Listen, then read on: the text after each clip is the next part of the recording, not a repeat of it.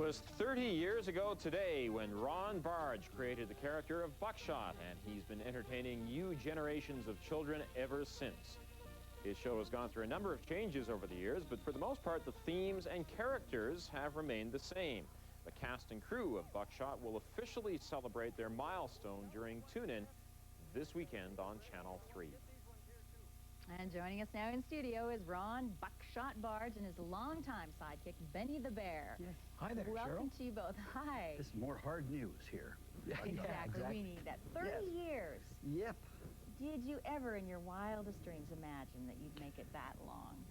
Not a chance. No, in those days, you know, we'd think 30 minutes from now, what are we going to do? Or maybe 30 days, but never 30 years. Just one day at a time, and you keep doing it day after day, and nobody tells you to stop.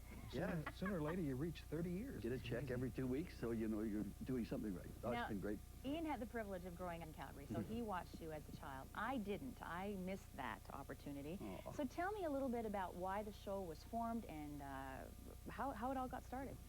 Well, it was the days when the CRTC, and they weren't called that then, they were called the Radio Commission or something. They decided that there should be more Canadian content than there was at that point.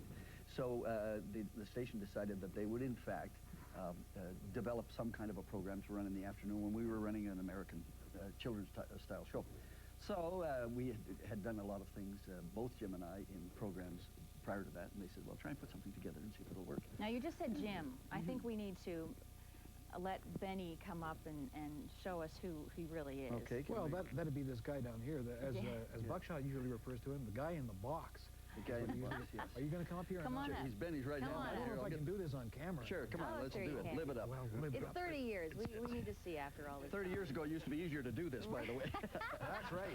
The voice and hand of Benny the Bear is Jim Lewis. It used to be a lot easier. Yeah, exactly. Now, how do audiences react when they see you and hear you, Jim, without Benny on your hand? The Like voice, a naked Benny, kind of like. A naked Benny, yeah. They recognize the voice because the voice is very close to my own voice, but Benny has always been a little huskier, a little bit more characterization to the voice.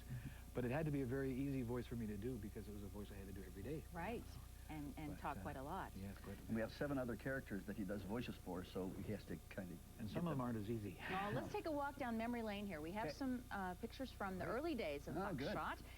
Maybe you can give us a play-by-play as we watch some of these go by. That was our first promotional picture that we had taken, and that was, you know, for a poster or whatever. That's when you still were wearing the cap. Yeah, we had guns then. We didn't keep those for They lasted about a week. Look at that. I don't remember what that is, but there was the first Ronald McDonald when he came to town. We had him come up on the show. Okay. And, of course, all in black and looking white. good. Look at the hair. Yeah. It's great. You still have all of it. It's just a slightly different shade now. Yeah, exactly. The Spady sisters, who were on our show quite often. Here was another picture that we had taken for postcards that we gave away. Over the years, we've gone through thousands and thousands. Amazing. Hey. Now, do you have a favorite show? Do you have something that sticks in your mind? No, of course, what we're doing now, the tune-in segments that go in the cartoons are little 3 and 4 and 5 minute segments.